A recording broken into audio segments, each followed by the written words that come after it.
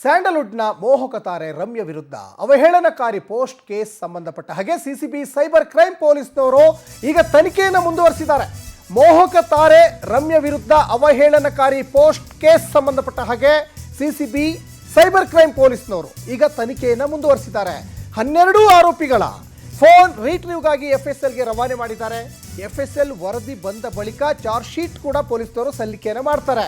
12 phone retrieve report ಬಂದ ನಂತರ charge sheet ಸಲ್ಲಿಕೆ ಮಾಡಲಿಕ್ಕೆ ಈಗ ವೇಟ್ ಮಾಡ್ತಾ ಇದ್ದಾರೆ. ಆರೋಪಿಗಳ ಖಾತೆಗಳು ಪೋಸ್ಟ್ ರಿಟ್ರೀವ್ ಮಾಡಲಿಕ್ಕೆ ಈಗ ಪೊಲೀಸ್ನವರು ಎಫ್ಎಸ್ಎಲ್ಗೆ ಅವರ ಮೊಬೈಲ್ಗಳನ್ನು ಈಗ ಕಳಿಸಿದ್ದಾರೆ. ಯಾಕಂದರೆ ಸದಾ ಸುದ್ದಿಯಲ್ಲಿರುವಂತಹ ಮೋಹಕ ತಾರೆ ರಮ್ಯ ವಿರುದ್ಧ ಒಂದು 12 ಜನ ಅವ್ರ ಮೇಲೆ ಇಲ್ಲ ಸಲ್ಲದ ಆರೋಪಗಳನ್ನು ಮಾಡಿದರು.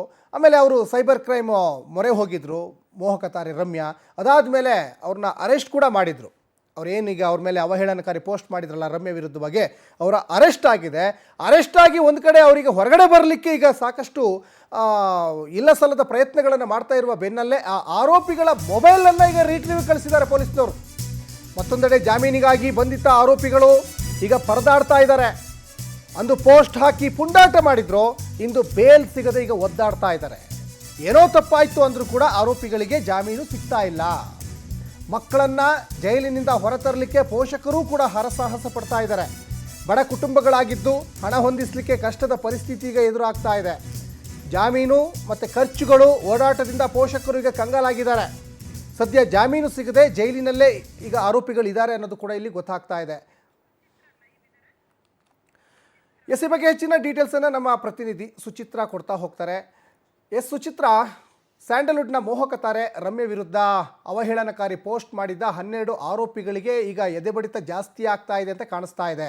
ಒಂದು ಕಡೆ ಬೇಲ್ ಸಿಗ್ತಾ ಇಲ್ಲ, ಬೇಲ್ಗೋಸ್ಕರ ಪರದಾಡ್ತಾ ಇದ್ದಾರೆ, ಮತ್ತು ಅವ್ರ ಮೊಬೈಲ್ ಕೂಡ ಈಗ ರಿಟ್ರೀವ್ ಕಳಿಸಿದ್ದಾರೆ ಅಂತ ಗೊತ್ತಾಗ್ತಾ ಇದೆ. ಏನೆಲ್ಲ ಹೆಚ್ಚಿನ ಡೀಟೇಲ್ಸ್ ಸಿಗ್ತಾ ಇದೆ ಸುಚಿತ್ರಾ? ಸಚಿನ್, ಏನು ಮೋಹಕ ತಾರೆ ನಟಿ ರಮ್ಯಾಗೆ ಒಂದು ಅವಹೇಳನಕಾರಿಯಾಗಿ ಪೋಸ್ಟ್ ಅನ್ನ ಹಾಕಿದ್ದಂತವ್ರ ವಿರುದ್ಧ ರಮ್ಯಾ ಅವರು ಒಂದು ಕಂಪ್ಲೇಂಟ್ ಅನ್ನ ದಾಖಲು ಮಾಡಿರ್ತಾರೆ. ಅದಾದ ನಂತರದಲ್ಲಿ ರಾಜ್ಯದ ಮೂಲೆ ಮೂಲೆಗಳಿದ್ದಂತಹ ಅವರನ್ನ ಹುಡುಕಿ ತಂದು ಒಟ್ಟು 12 ಜನರನ್ನ ಪೊಲೀಸರು ಅರೆಸ್ಟ್ ಮಾಡಿ ಅವರ ಫೋನ್ ಅನ್ನ ಕೂಡ ಚೆಕ್ ಮಾಡ್ತಾರೆ. ಈ ಒಂದು ಸಂದರ್ಭದಲ್ಲಿ ಅವರ ಫೋನ್ ಅಲ್ಲಿರುವಂತಹ ಅವರು ಪೋಸ್ಟ್ ಮಾಡಿದಂತಹ ಕೆಲವೊಂದು ಮೆಸೇಜ್ ಗಳನ್ನ ಕೂಡ ಅವರು ಡಿಲೀಟ್ ಮಾಡಿರ್ತಾರೆ. ಹೀಗಾಗಿ ಏನು ಇದೀಗ 12 ಮಂದಿಯ ಫೋನ್ ರಿಟ್ರೀವ್ಗಾಗಿ ಎಫ್ಎಸ್ಎಲ್ಗೆ ಕಳಿಸಿರುವಂತದ್ದು. ಸದ್ಯ ಸಿಸಿಬಿ ಪೊಲೀಸರು ಕೂಡ ಸಾಕಷ್ಟು ಒಂದು ರೀತಿಯಲ್ಲಿ ಆ ಒಂದು ಎಫ್ಎಸ್ಎಲ್ ಯಾವ ರೀತಿ ಬರುತ್ತೆ ಅನ್ನೋದ್ರ ಬಗ್ಗೆನೂ ಕೂಡ ವರದಿಯನ್ನ ತಯಾರು ಮಾಡ್ತಾ ಇದ್ದಾರೆ. ಜೊತೆಗೆ ಆ ವರದಿ ಬಂದ ನಂತರದಲ್ಲಿ ಅದನ್ನ ಚಾರ್ಜ್ ಶೀಟ್ ಸಲ್ಲಿಕೆಯನ್ನ ಮಾಡಿ ಕೋರ್ಟ್ಗೆ ಪ್ರೊಡ್ಯೂಸ್ ಅನ್ನ ಮಾಡುವಂತದ್ದು. ಜೊತೆಗೆ ಇದು ಒಂದು ಕಡೆ ಆದ್ರೆ, ಏನು ಕೆಟ್ಟದಾಗಿ ಮೆಸೇಜ್ ಅನ್ನ ಮಾಡಿದ್ರಲ್ಲ, ಅವರ ತಂದೆ ತಾಯಿಗಳು ಕೂಡ ಇವರಿಗೆ ಜಾಮೀನನ್ನ ಕೊಡಿಸೋದಕ್ಕೆ ಪರದಾಟವನ್ನ ಮಾಡ್ತಾ ಇದ್ರೆ, ಎಲ್ಲೋ ಹೋದ್ರೂ ಕೂಡ ಜಾಮೀನು ಕೂಡ ಸಿಗ್ತಾ ಇಲ್ಲ. ಜೊತೆಗೆ ಏನು ಆರೋಪಿಗಳು ಕೂಡ ಎಲ್ಲೋ ಒಂದ್ ರೀತಿಯಲ್ಲಿ ನಾವು ತಪ್ಪನ್ನ ಮಾಡ್ಬಿಟ್ಟಿದೀವಿ, ಕ್ಷಮಿಸ್ಬಿಡಿ ಅಂತ ಹೇಳಿದ್ರು ಕೂಡ ಅವ್ರಿಗೆ ಕ್ಷಮೆಯೂ ಕೂಡ ಸಿಗ್ತಾ ಇಲ್ಲ. ಆ ಒಂದು ಪರಿಸ್ಥಿತಿ ಎದುರಾಗಿರುವಂತದ್ದು. ಏನು ರಮ್ಯಾ ಅವರು ದರ್ಶನ್ಗೆ ಸುಪ್ರೀಂ ಕೋರ್ಟ್ ನಲ್ಲಿ ಜಾಮೀನು ಸಿಗುವ ವಿಚಾರವಾಗಿ ಒಂದ್ ರೀತಿಯಲ್ಲಿ ಪೋಸ್ಟ್ ಅನ್ನ ಹಾಕದ ನಂತರದಲ್ಲಿ ದರ್ಶನ್ ಅಭಿಮಾನಿಗಳು ಕೆಟ್ಟದಾಗಿ ಮೆಸೇಜ್ ಅನ್ನ ಮಾಡಿರ್ತಾರೆ.